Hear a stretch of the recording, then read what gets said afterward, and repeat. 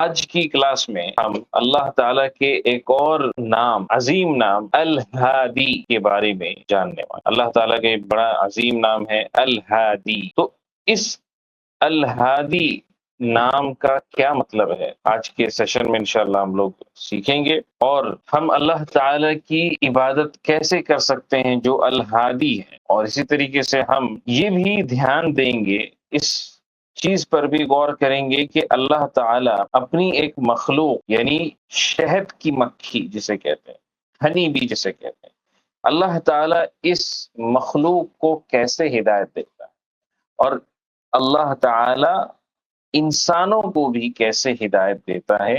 یہ ساری چیزیں آج کے اس ایپیسوڈ میں ہم کور کریں گے انشاءاللہ۔ آئیے شروعات کرنے سے پہلے آپ سب سے ایک سٹارٹر کوشچن میں پوچھنا چاہوں۔ شروعات کرنے کے لیے ایک سٹارٹر کوشچن ہے میرے پاس، آپ سب سے میں پوچھنا چاہوں گا، کیا آپ نے کبھی ایسے محسوس کیا کہ آپ کنفیوزڈ ہو گئے؟ دو چوائسز آپ کے سامنے رکھے گئے تھے اور آپ کنفیوز ہو۔ ایسا ہمارے سامنے کئی مرتبہ ہوتا ہے، ہماری زندگی میں کئی مرتبہ ایسا ہوتا ہے کہ دو چوائسز ہمارے سامنے ہوتے ہیں اور ہم بہت کنفیوز ہو جاتے ہیں کہ کیا کریں کیا نہیں کریں۔ جیسے مثال کے طور پر آپ کے سامنے بھی یہ یا تو آپ آئس کریم کھاؤ گے یا تو آپ باہر گھومنے جاؤ گے، اور آپ کو ایسا لگتا ہے مجھے دونوں چاہیے، آپ کو دونوں چیزیں چاہیے ہوتی ہیں، آپ کنفیوز ہو جاتے ہیں، آپ کو سمجھ میں نہیں آتا ہے کہ مجھے کیا کرنا چاہیے، تو آپ کنفیوز ہو جاتے ہیں۔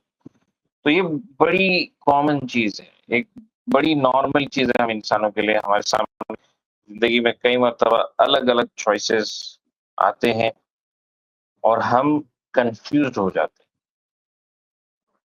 تو میں بھی آپ لوگوں سے جاننا چاہوں گا کہ آپ کی زندگی میں، آپ کے لائف میں کبھی ایسا کوئی سچویشن پیش آیا جس میں آپ کنفیوزڈ ہو گئے، جس میں آپ سمجھ نہیں پائے کہ کس چیز کو آپ کو کرنا چاہیے؟ سچویشن میں جو سب سے اہم چیز جس کی ضرورت ہمیں محسوس ہوتی ہے وہ ہے ہدایت۔ ہم چاہتے ہیں کہ کوئی ہمیں ایسے سچویشن میں، ایسے وقت پر ہماری ہدایت کرے۔ تو یہی بات جو میں نے ابھی آپ کے سامنے شیئر کی، اس بات کا تعلق ہے اللہ کے نام الہادی سے۔ اللہ کا یہ جو نام الہادی ہے، اس کا کیا مطلب ہے؟ جو ہدایت دینے والا ہے، جو گائیڈنس دینے والا ہے۔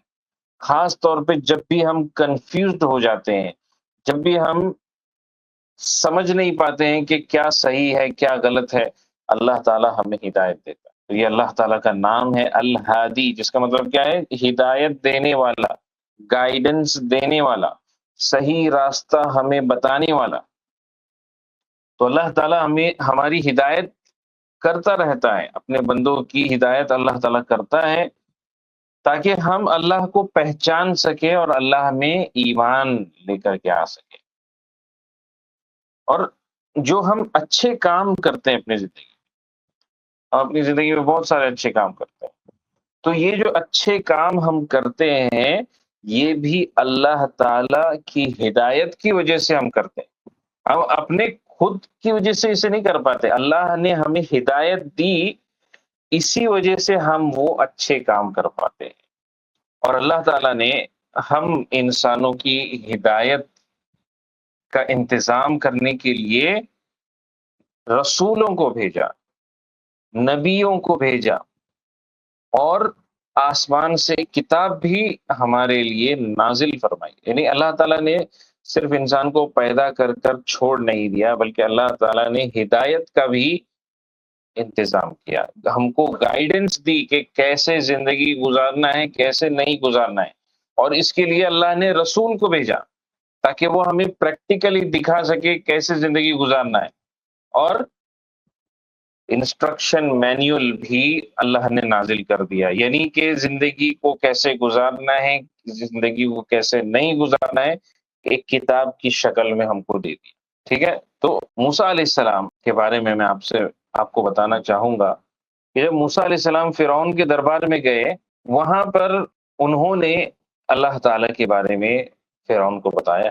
فرعون ماننے کے لیے تیار نہیں تھا بالکل بھی، وہ کہنے لگا فَمَن رَبُّكُمَا يَا موسیٰ، کہ تمہارا رب کون ہے اے موسیٰ؟ موسیٰ علیہ السلام نے جواب دیا، کہا ربنا الذی اعطى كل شیء خلقه ثم هدى، کہ ہمارا رب وہ ہے جس نے ہر چیز کو اس کی شکل اور صورت دی، یعنی اللہ ہی ہے جس نے ہم کو یہ شکل اور صورت میں بنایا۔ جس طرح سے انسان نظر آتے ہیں کہ ہمارے پاس سر ہوتا ہے، ہمارے پاس 2 ہاتھ ہوتے ہیں، 2 آنکھ، 1 ناک، 2 کان، 1 منہ، 1 زبان، تو اللہ تعالیٰ ہی ہے جس نے ہمیں یہ شکل اور صورت دی، اور صرف ہم کو پیدا نہیں کیا، ہمیں شکل اور صورت نہیں دی، لیکن اللہ نے ہمیں ہدایت بھی دی۔ ثم ہدا، اور پھر اللہ تعالیٰ ہدایت بھی دیتا ہے اپنے مخلوق کو، اپنے بندے کو اللہ ہدایت بھی دیتا ہے۔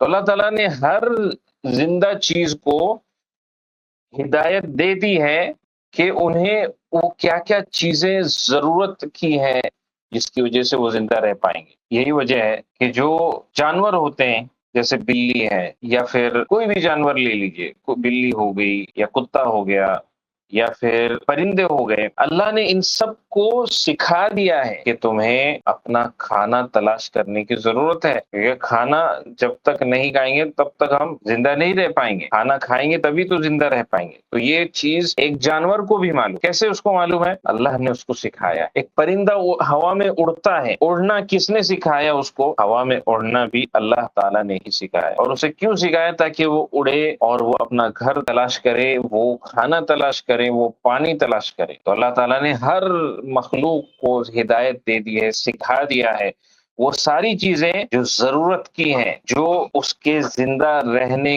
کو باقی رکھ سکے، وہ ساری چیزیں اللہ تعالیٰ نے ہر مخلوق کو سکھا دی ہے۔ تو اللہ تعالیٰ نے ہر مخلوق کو سکھایا کہ کیسے اپنا کھانا ڈھونڈنا ہے، کیسے کھانا کھانا ہے۔